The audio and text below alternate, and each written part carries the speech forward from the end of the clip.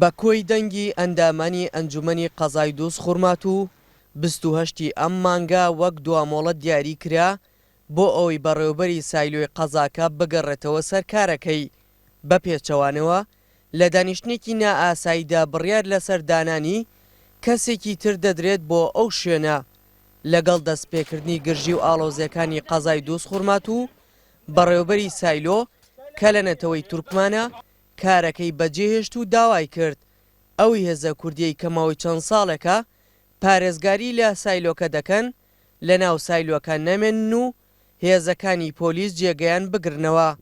لە ساڵی 2023ەوە بەڕێوەبەرایەتی بۆ ئێمە لێرەینە تازە نهاتینە ئێرە ئێمە لێرە 24 شەهید و 30 بریندارمان هەیە لەسەر ئەم شارە نەفەرقی شیعە نەفەرقی سوننا نەفەرقی کورد فەرقی کەسمان نەکردو ئێمە هاتینە پارێزگاری لەو شارە دەکەین. دەوام نەکردنی بەڕێوەبەری سایلۆی دووس خوڕمات و گرفتی زۆری بۆ هاوڵاتیان و ئیدارەی قەزاکە دروست کردووە چونکە ماوەی زیاتر لە مانگێکە نەیانتوانیوە بنەتۆی ئەمساڵ بەسەر جوتیاراندا دابەش بکەن لەلایەکی تریشەوە چەکدارانی ئەو هێزە کوردیەی کە سایلۆکە دەپارێزێت سوورن لەسەر ئەوەی لە شوێنی خۆیان دەمێننەوە ئەوان دەڵێن بوونیان لەو سنوورە خزمەتکردنە بە تەواوی نەتەوەکان نەک تەنها نەتەوەیەکی دیاری کراو. بە شێوەیەکی یاسایی و قانونی تەعامل لەگەر ئەم شارە دەکەین و بۆیە پێویستە ئێمە لێرە ئامادەینە. ئێمە سەروی خۆمان دەتوانانی قسەمان لەگە چکە ئێمە بە ئەمر هاتینە کە کاتێک ئەم شارە خەتەری لەسەر بووە و ئێستا کەش ئەمە هاتین دیفاع لە دام و دەستگا حکومیەکانی ئەم شارە دەکەین.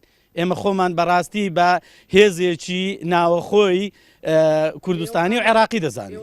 تەنها ئەندامە کوردەکانی ئەنجومەن دەنگیان لەسەر بڕیارەکەی ئەنجومەنی قەزان نەداوە بەڵکو فراکسیۆنی تورکمانیش کە بەشدارن لە ئەنجومەنەکەدا سوورن لەسەر ئەوەی دەبێت بەڕێوەبەری سایلۆ بەبێ گوێدانە ناکۆکیە سیاسەکان بگەڕێتەوە سەر کارەکەی و خزمەت بە چین و توێژەکانی سنووری قەزای دووس خوڕمات و بکات.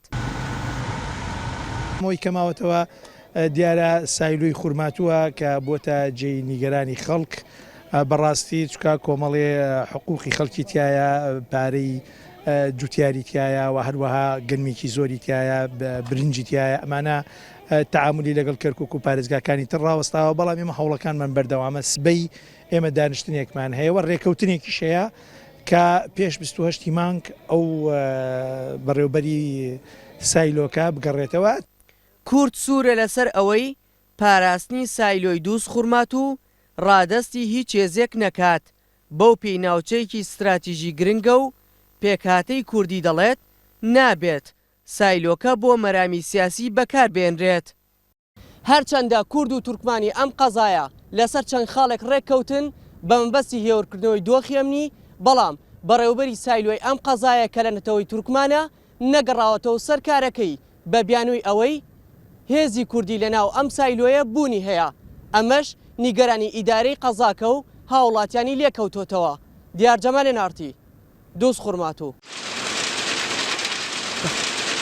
تونێلی کانەکانی خەڵوزی بەردین لە چین کە بە مەترسیدارترین شوێنی کارکردن لە جیهاندا ناو دەبرێن هەر کرێکارێک کە دەچێتە ناویەوە ئەگەر زۆرە ڕوبەڕووی مەرگ ببێتەوە بە نزیکەی هەفتەیەک تێپەڕ نابێت کە جیهان گوێبیستی هەواڵی ڕوودانی چەندین تەقینەوە و داڕمانی ژمارێک لەو تونێلی کانە خەڵوزانە نەبێت لە چین کە تیایاندا دەیان کرێکار دەبنە قوربانی لە پێناو دابینکردنی بژێوی خۆیان و خێزانەکانیان.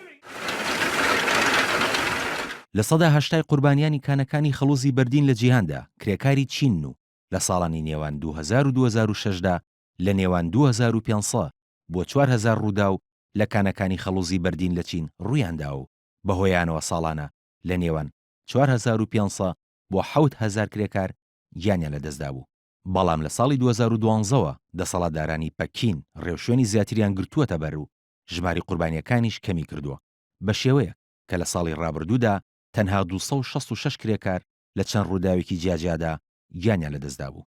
چین گەورە وڵاتێکی ئابووریە لە جیهاندا و پێویستی بە وزە هەیە بۆ پێشخستنی ئابووریەکەی هەر بۆیە گەڕان بە دوای هەرزانترین وزەدا باشترین ڕێگە چارەیە کە ئەویش خەڵوزی بەردینە. ساڵانێش بۆ بەرهێنانی وزەی کارەبا پێویستی بە زیاتر لە 600 میلیۆن تەن خەڵوزی بەردین هەیە.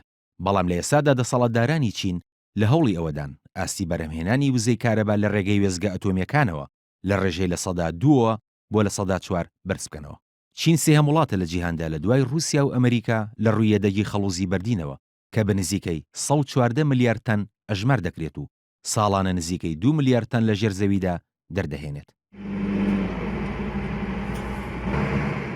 زیاتر لە 6,000 کانی خەڵوزی بەردین لە چیندا هەن و ساڵانە نزیکەی لە سەدا 7 کۆی پێداویستەکانی وزە لە وڵاتەدا دەستەبەر دەکات. بەڵام لە بەرامبەر دەرهێنانی هەر ملیۆنێک تەن لە خەڵوز لانی کەم 3 کەس دەبنە قوربانی. ئەوە جگە لەوەی کە ساڵانە نزیکەی 5,000 کرێکار دووچاری نەخۆشی کۆ ئەندامی هەناسە دەبن. بۆ دامیکردنی وزەی پێویستیش دەسەڵاتدارانی چین ساڵانە ملیۆنان دۆنم لە زەویە کشت و کاڵەکان بۆ گەڕان بە دوای خەڵوزدا تێک دەدەن و بەهۆی بارانی ترشەڵۆکیشەوە هەزاران تەن بەرووبوومی کشت و کاڵی لەناو دەچن. هەر بۆیە بەدەستهێنانی خەڵوزی بەردین لە چین هێندە ئاسان نییە. خەڵوزی بەردین بە درێژایی مێژوو وەک سەرچاوەیەک بۆ بەدەستهێنانی وزەی گەرمی کەڵکی لێوەرگیراوە.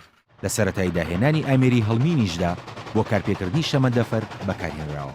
هەتا کۆتایی سەدەی 19هەمیش خەڵوزی بەردین یەکەم سەرچاوی بەدەستهێنانی وزە بووە لە جیهاندا. دەوڵاتیش خاوەنی نزیکەی لە سەدانەوەی کۆی بەرهەمی خەڵوزن لە جیهاندا کە دیارترینیان چین و ئەمریکا و هیندستان و ئوسترالیا و باشووری ئەفریقا و رووسایە.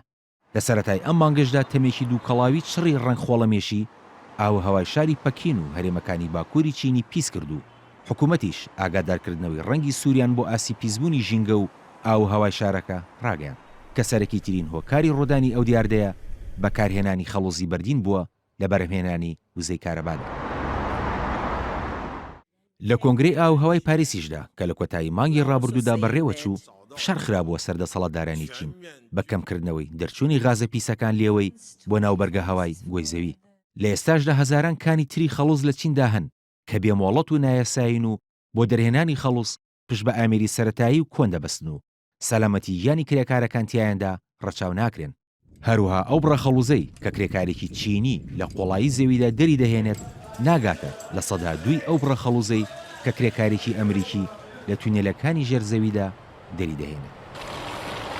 کاروان شێخ موحسین NRT